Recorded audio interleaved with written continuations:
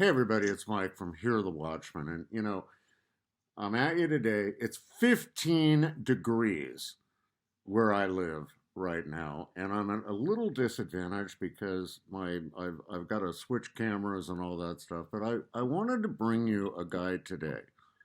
Amazing, amazing, amazing story about a man who came to Hear the Watchmen and was addicted to drugs at the time.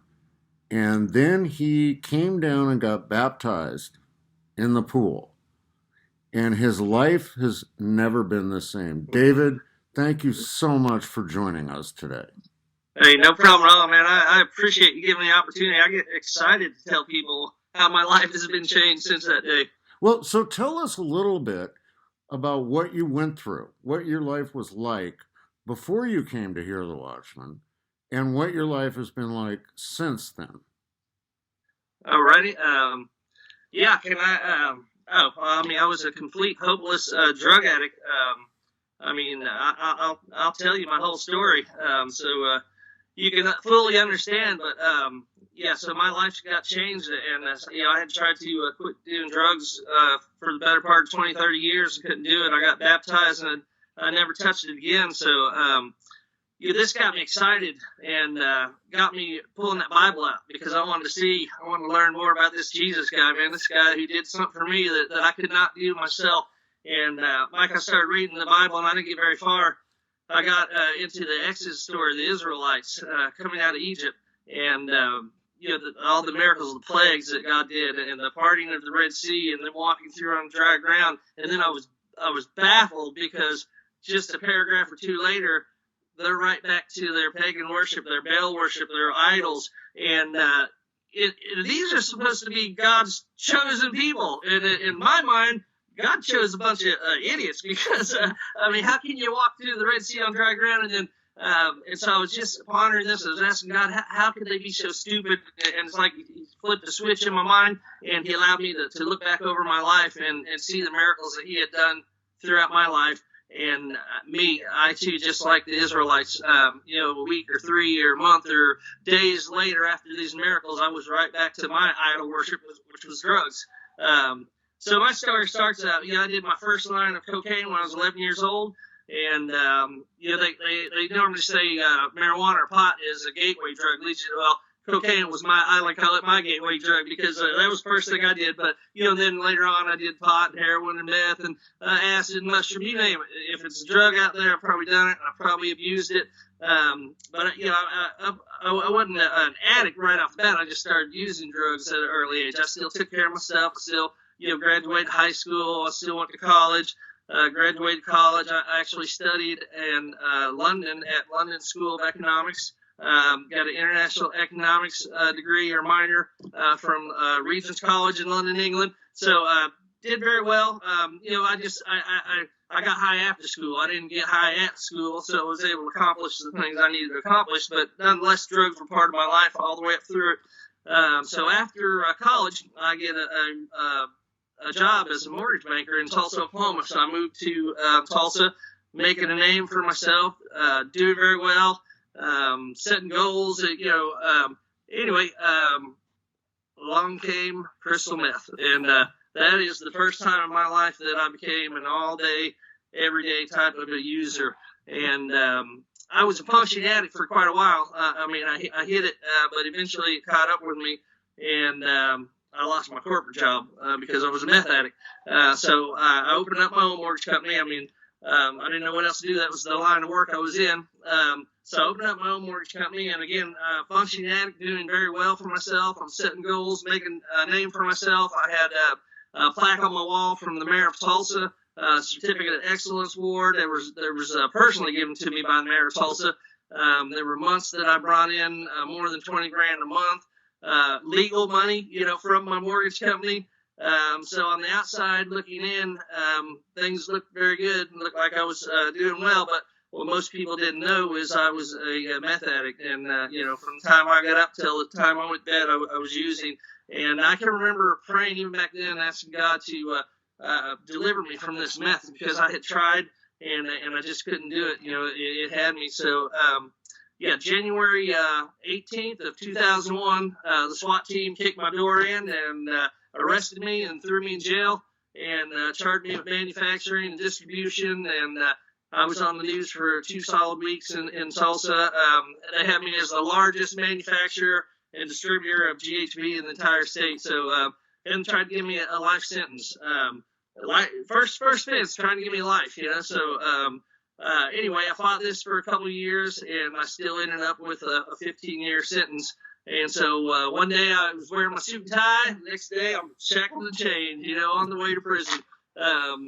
So what do? There's not much you can do. I mean, on the prison bus, I headed there.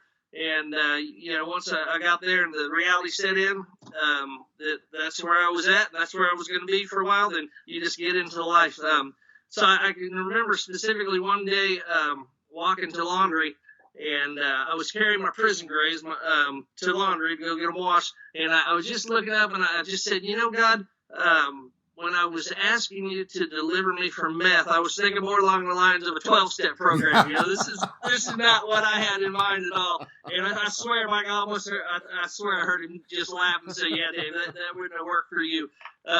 Anyway, when I'm in prison and I'm reminded of Joseph in the Bible because he was sold into slavery and he went to prison as well. But the Bible says that he was blessed when he was in prison. And Mike, I was blessed. Looking back on it now, man, I was so blessed in prison. God opened doors for me. And one of the first doors he opened for me was getting a job in laundry on a sewing machine, believe it or not. Where I was at, you clean for 8, 9, 10 hours a day until you get a job. And, it might take 2-3 months to get a job. And so that, you're cleaning the same bunk or the same rack. And you can have it clean about 10 minutes, and then you still have another 8 hours to clean it. So it's very long time. I mean, I spent 30 days in the whole solitary confinement, and that was easier time than this time that I was cleaning for 8, 10 hours a day. So, man, I hated life, hated it. But you just got to wait till a job comes open. And one day I'm cleaning, and somebody walks around and says, "Hey, man, you know how to sew? Run a sewing machine." I'm like, "Why?" And he said, "Well, one of the sewing machine operators is going home today, and there's a position open." I said, "Yeah, I know how to sew." Yeah, I didn't know how to sew, but I didn't want to clean anymore. So I told him, "Heck yeah, I know how to sew." I had never sewed in my life, but I went over to the laundry, and I had seen my dad and my brother sew. They did upholstery for a living, so I saw what it looked like to sew, but I didn't know how to sew. So I go over to the laundry, and there was a guy sitting there on one sewing machine, and then there was an empty sewing machine sitting next to him. And the guy said, "Just sit down there, and somebody will be around to give you your interview in a minute." So I sat down, and I tapped the guy on the shoulder next to me. I said, "Hey, man, it's been a while. Can you show me how to turn this machine on, And, he reaches over, and there's an on-off button right on front. It was very easy. I just didn't know how to do it. He turns it on, and then I said, "Man, I don't know if I've actually used this particular model of machine before. Can you show me a stitch or two?" And so he shows me a stitch or two. So literally, 30 seconds, a minute before I get interviewed for this sewing machine job, I faked my way into, just sewing back and forth so I could act like I knew how to sew, and I landed the job. So completely bluffed my way into this job. Didn't know how to sew, but, I learned after I got the job. And so I started sewing on the machine in the prison yard in the laundry, and several months went by, and they were going to buy new mattresses and pillows and workout equipment for the yard. And I came up with this great idea. "Hey, man, why don't we just reupholster everything?" I had never done it before in my life, but I saw my dad and them do it. So, hey, might as well. What else do we have to do? We're doing time, we give us something to do. So long story short, we ended up recovering like 3,000 mattresses, 3,000 pillows, all the workout equipment. And this lands my picture, my mugshot sitting at my sewing machine, looking over my shoulder, grinning, on the front page of the city newspaper. And the caption reads, "Inmate saves Department of Corrections $3,800 by reupholstering." I mean, just crazy stuff. So that's the first thing he did. Other things, there were prison guards. Once I found out that I owned a mortgage company, they bring me in the office during the day. Everybody else is working, and I help them do mortgage loans for their personal stuff. Other things, I was the only guy in prison that had a college degree, or at least where I was at. And so I started tutoring inmates, teaching them to read and write, helping them get their GED. I started becoming a facilitator for Narcotics Anonymous. I started meeting another guy who started a prayer circle, just he and I. When we started out, by the time I left prison, there was, I think, 48 guys, hardened criminals, standing in the circle, holding hands, praying to God every night before we went to bed. So these are just a few examples of some of the doors that God opened for me while I was in prison. And after I did just a year, keep in mind I had a 15-year prison sentence, and after I did just shy of a year, I get called back to court in Tulsa, Oklahoma on what they call a judicial review. And so I go before the judge, and she says, Mr. Scarberry, I've never seen anyone, all my years of being a judge, I've never seen anybody accomplish so much that you've accomplished in such a short amount of time. So I'm going to suspend the remainder of your sentence. And if you get caught so much as jaywalking, you're going back to prison for 15 years from day one. But, Mike, after 1 year, I got to go home on a 15-year prison sentence. So if that ain't God working in your life, I don't know what is, man. Well, now, David, I got to ask you. So, what led you to come to hear the Watchmen? And what was going on in your life at that point when you actually came before you got baptized? Well, I was a complete drug addict. I had started an upholstery company because of my training that I had in prison. I had a couple of jobs, but anyway, long story short, I lost my job in the mortgage business, so I opened up an upholstery company, and my mom had passed away, and I got back on the drugs. I was doing pain pills, muscle relaxers, Adderall, and then I hired a guy that did meth, and I was an old meth addict as well, so I got pretty strung out. I mean, it got bad. The first couple of years doing it, doing the upholstery and doing the meth again, I was functioning again, but then it caught up with me, and so it got bad. I mean, I got so strung out there before I came to the conference that there were times. I mean, my electric got turned off multiple times. My house went into foreclosure 2 or 3 times. One of the saddest things I can remember is there was several months in a row that my son and I, after work every day, we would gather up 5-gallon buckets and go to a racetrack after work and fill these with water, and that's what we used to flush our toilets with and bathe with. And I'll never forget heating that water up in pots and pans on the stove just so my son could have a warm bath. And that's how we lived. That's how we live, man. And then this is how my life lived. My son got taken away from me. He went to visit his mom one summer. That went well. So the next summer I sent him there, and she kept him because she knew how strung out I was. And so, that's when I decided, I gotta get straight, gotta get clean. I made my buddy that was contract labor for me move out of my shop so I could be not around the meth. And I had burned all the bridges with my family at that point. I had wasn't hardly talking to my neighbors. And this is, I'm telling this part because this is how I even heard about Hear the Watchmen. I had no friends. My dog and my TV were my only friends.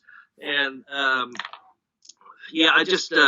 I told God, I said, if there's if this TV and my dog, if the TV is going to be the only friend you allow me to have, at least allow it to be a blessing to me somehow.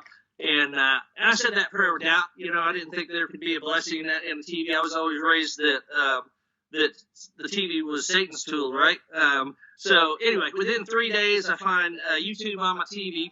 And I started listening to all different things. I mean, there was everything out there in the world, everything from Alex Jones to Flat Earth. But the things that got me were these preachers, and some of these preachers they taught stuff like I had never heard before. I mean, I grew up in the church, but I had never heard Bible stories like this. I mean, and I would listen for 8-10 hours a day and work in my shop and just listen to these preachers. And man, it was exciting. I mean, there was fallen angels and demons and talking donkeys and angels came down and had sex with women and human women and all these stories I had never heard before. And I just got so into these preachers and listening to this. And then some of the preachers started mentioning the Watchmen conference coming up. And I was thinking, and I just felt drawn to go to this conference. And, I couldn't keep my water on at the time. I didn't think I could afford tickets to a conference. And anyway, I kept watching. I kept feeling like I needed to go. So I ended up buying tickets to the conference. And then within the same month I bought the ticket to the conference, my buddy that was doing my work with me moves back in my shop, and we're doing meth again. And so I got really strung out again, way out there.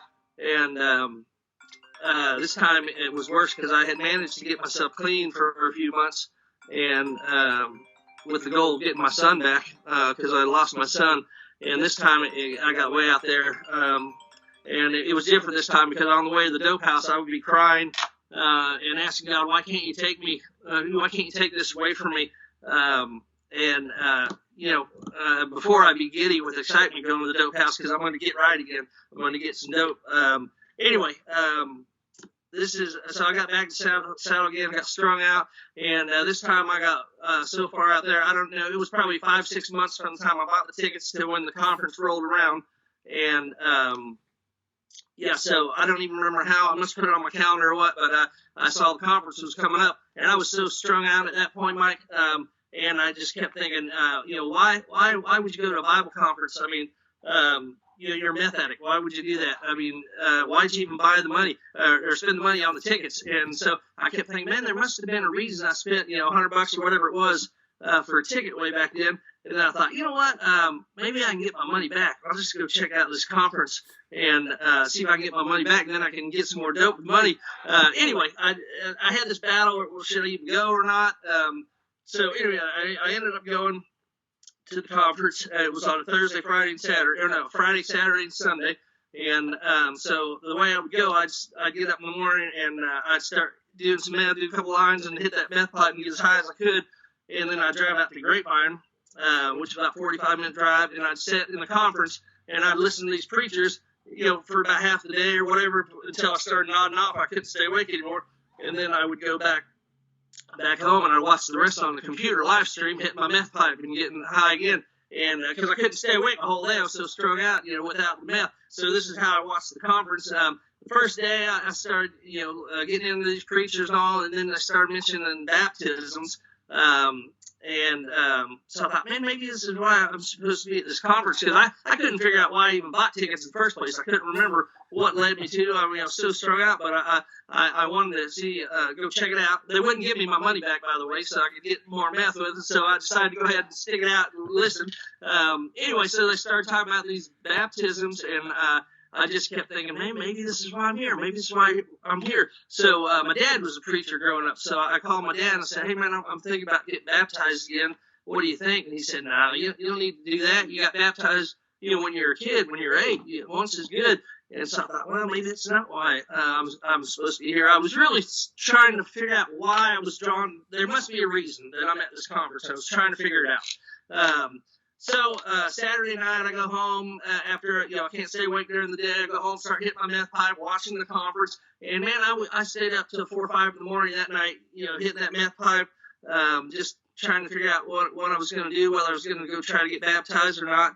And Sunday morning, I woke up late, and then I was discouraged because I thought I had missed it, and I wanted to go check it out, see, I wanted to go try to get baptized. So I thought, man, I missed it, and then that little hope popped up, and I thought, no, maybe I can make it. So I got high again, of course, and got as high as I could, jumped in the truck, and headed to Grapevine. And by the time I got there, it was later in the day, not late in the day, but I had missed the morning services because I had overslept. They were already baptized, and the line was long when they started, but it was short by the time I got there. And I was just like, man, what are you even doing? I mean, we're too late. And then I thought, no, let's try it. I mean, I'll never know if this is why I'm supposed to be here or not unless you try it. So I got changed, got in line, and I went down into the waters of baptism, and it was Pastor Bagley and Coach Dave, and I remember telling them, I said, "Hey man, can you guys hold me under the water a little bit longer than normal because I want to make sure I'm clean, you know?" And they just laughed and said, "Yeah, we can do it." And so I got baptized, and I don't know if they held me under the water or not longer, but when I came out of the water, nothing happened. And I thought, what's going on here, man? Because I was expecting something to happen at that point. I had determined that's why I was at this conference, and I came out of the water baptism, and I don't know if I was expecting God to audibly speak to me, or the dove to come down from heaven, or light to shine. I don't know what I was expecting, but nothing happened, and I was kind of embarrassed until I look back on it now, and nothing happened except from that very day to this day that I'm talking to you. I've never touched meth again. I've never done drugs again. My relationships with my family, my neighbors, and all are healed and restored. My business has blown up. I told you my son had got taken away from me.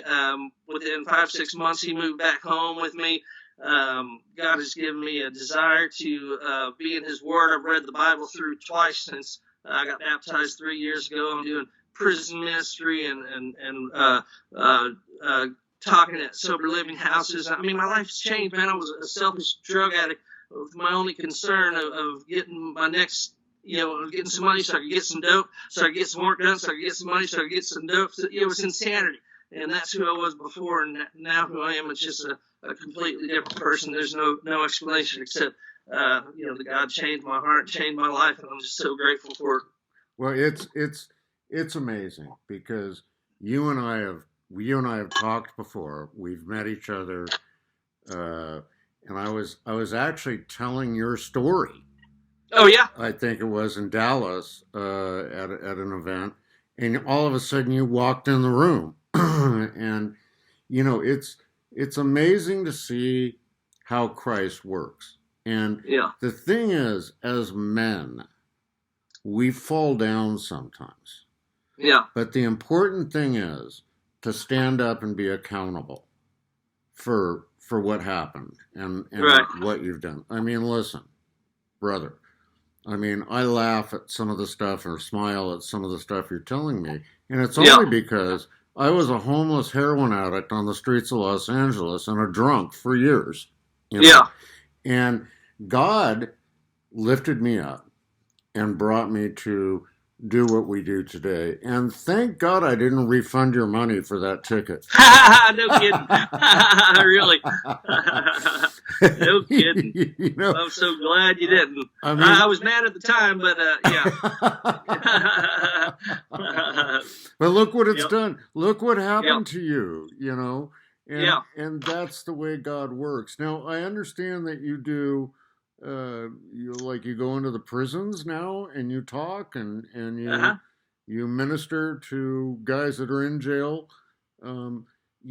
So often we all think that those are the forgotten. Let's just put them in jail and forget about it, right? But so that's really, tell us about that. What is it that you do in the prisons today? Well, I'm involved with a couple different groups. One group I go in with about once a month, and we go to different prisons, and it's a program to help fathers, incarcerated fathers, learn how to be good fathers, even though they're locked up. And so, we teach them different things, but of course, I go in and share my testimony that I was right there with them. I was one of them, and I was an addict, and just how God changed my life. And just give them hope, but we give them skills on how to communicate with their children. One example of a guy that went through the program, his daughter, he was in jail locked up for 25 years. She brought her fiance to prison so he could ask her dad for her hand in marriage, and she said, my dad's my best friend, even though she never saw him outside of prison, because when she was born he was already locked up and he didn't get out for 25 years. So it changes people's lives, man. This program, and just it blesses me as well to be able to go in and share my story and relive keeps it fresh on my mind. Let me ask you that: do you find that when you do that, when you share your story, that it makes your conviction not to pick up again even stronger? Yes, definitely. You know what? It took me.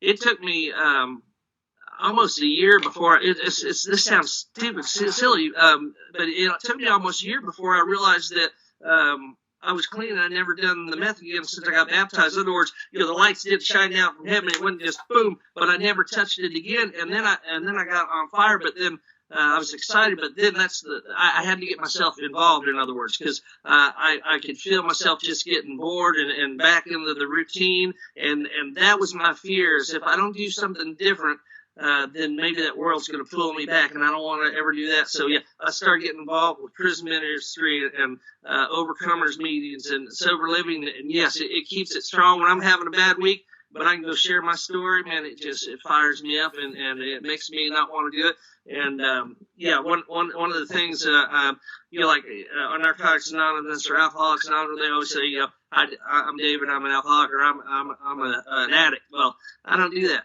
because Jesus Christ changed my life, and I'm a new creation, brother, and I'm not who I was before, so I'm not an addict. I'm a clean, sober, God-fearing Christian now, and I owe all the glory and gratitude and praise and thanks to Him. But yeah, but I got to keep involved to keep that fire on the inside, so I don't go. I have no desire, but I just don't ever want to be tempted again. Well, listen, David, I want to thank you for sharing your story today, and folks, I want to let you know, David is going to be at Hear the Watchmen in Dallas, March 5th through the 8th this year, or next year. Next year. And next year. Yeah. And he'll be there. And he's going to share his story with all of you. And it's just,